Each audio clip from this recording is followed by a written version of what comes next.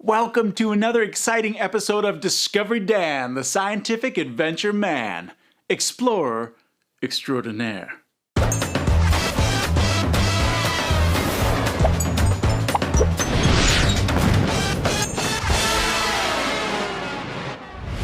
Today we're going to go to Florida and the Kennedy Space Center.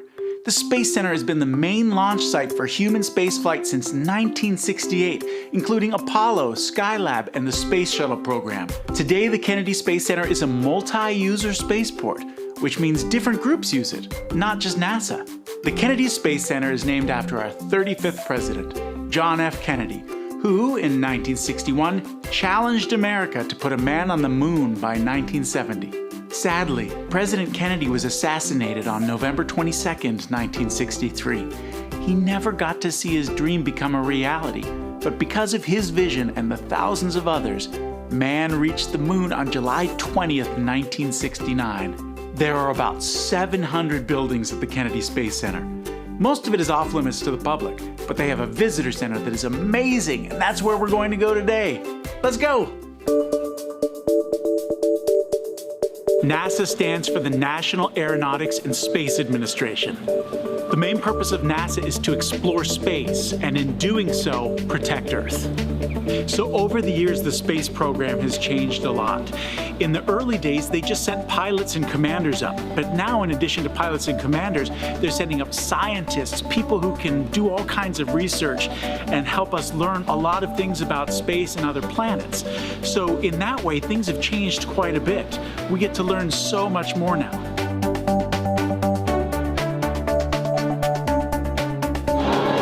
This is the Astra van. They use this van to actually drive astronauts to the launch pad who are flying on the space shuttle. Amazing. Sleek. Space is a really dangerous place. It's not really hospitable for human life. There's no air, first of all, so astronauts have to be incredibly brave to go up into space. Not all of the astronauts who have gone up have come back, and this is a little memorial to 14 of them who didn't make it back. But the great thing is that every time we go up into space, we learn more and we get to increase our technology and improve our chances of getting back.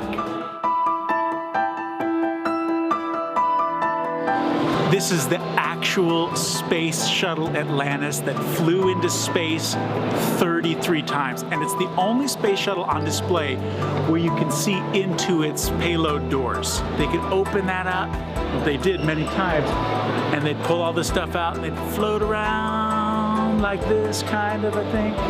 I'm just guessing because I've never been in space. This first flew in October 1985, and it last flew in July of 2011. Pretty amazing. The actual space shuttle Atlantis. Can we go in there? Can I fly this thing? For every launch, there are thousands of people who stay behind here on Earth, who help with everything, who help do the research, the design, the planning, all of the communications. Those are all done by people on Earth. So just because you don't go into space doesn't mean you haven't worked in the space program. Humans are natural explorers. We want to know what's outside of our immediate surroundings.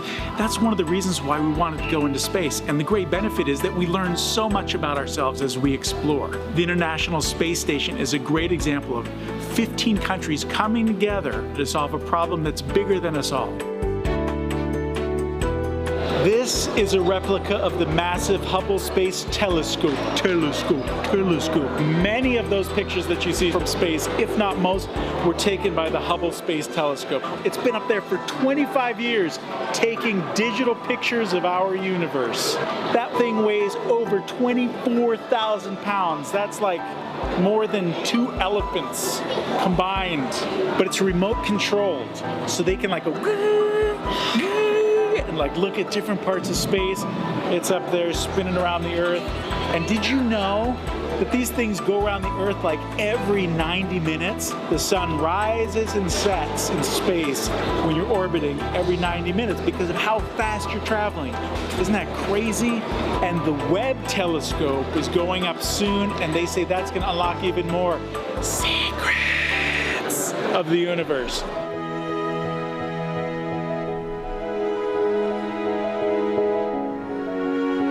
When you look at the Earth from space, it puts so much perspective on how small we are and how important it is for us all to work together here on Earth. It's the only way we've gotten to do so many things in space. And the Hubble Space Telescope, as we look at those images, we've learned so much.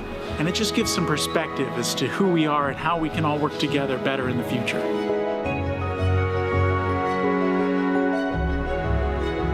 This is an astronaut's room. This little box is where they sleep and do all their living stuff in space. There's a sleeping bag right here. There's no gravity in space, so they have to strap themselves up to the wall because there's no up, down, left, right in space. It's all relative because you're always twisting and turning. So they'll strap themselves into their sleeping bag and their arms will fly up in the air. And then they've got their little computer and books and stuff that they can read and do while they're in space, because there's not a lot to do in space. There's not a lot of nightlife. Through NASA's space exploration and research, we haven't just learned about space. We've learned all kinds of things in the process about our bodies, about ecology, technology. Velcro was developed for the space program. Memory foam, we've learned how to better combat diseases. Solar panels, all these things came from our exploration of space. Isn't that amazing? It's so cool. The question everybody wants to know the answer to is, how do astronauts go to the bathroom? Yes, this is the toilet that they have on the space shuttles. So the crazy thing is, the astronauts have to aim really carefully because there's no gravity when they go to the bathroom. So they sit down on the toilet, they're floating around, and there's a camera inside to make sure they get all their poo in the right place, because they don't want to have poo floating around, right? So there's actually a monitor right here to help you aim. Space! No gravity. Dang, I should have brought a snack. The space shuttles are going super fast in space, so they need to slow down. So I'm going to simulate now what I would do if I was a space shuttle. Slowing down, slowing down. These S-turns slow down the space shuttle so that it can actually re-enter. The sound effects are just for fun.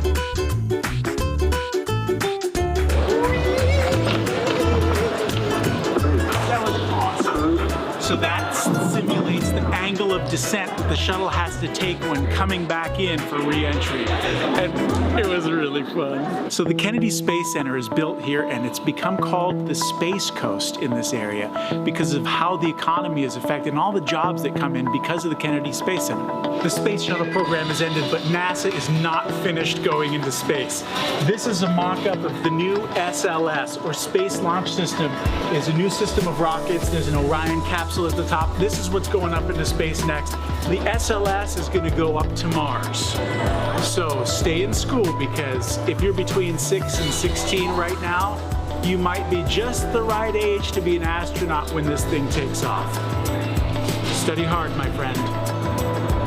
Is there life on other planets? We're not sure, but we're looking. That's one of the reasons why we're checking out Mars. Now, these are some Mars rovers, little robots that go up on Mars and they can look around, check to see what's in the soil, all that kind of stuff. But in 2030, NASA has planned to send humans up to Mars. One of the reasons is to look for evidences of life, to look for evidences of water, to see if it can sustain life up there. Maybe we can build a little habitat. Maybe we can put people up there in a little shell, grow their own plants. Not go outside though, because there's no oxygen there. But these are the things that NASA's looking into. The shortest trip to Mars, 9 months. This all helps us gather information to better plan our next trips into space and up to Mars. It's exciting, right? Who doesn't want to go to Mars? They call it the red planet, right? I wonder why.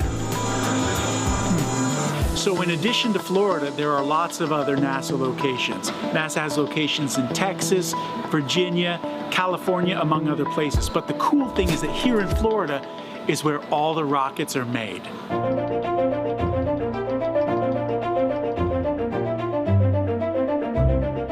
Here we are in the rocket garden, where NASA grows all their rockets. No, I'm just kidding. They don't grow rockets here, but this is where they take rockets and they put them on display so you can come through the Kennedy Space Center here and you can see what real rockets look like.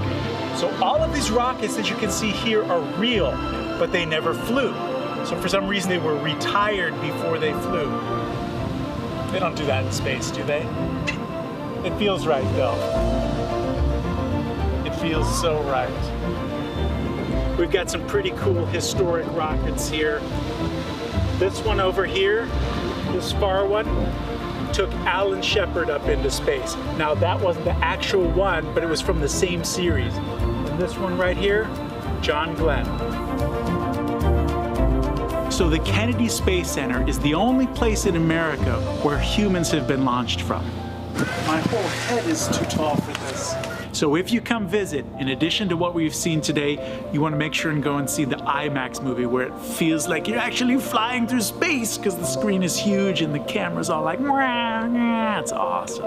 There's all kinds of opportunities to do visits here, and you can find out more information about that at kennedysspacecenter.com. Oh, what an incredible place. This has been Discovery Dan, the scientific adventure man, explorer extraordinaire. See you next time. Stay awesome.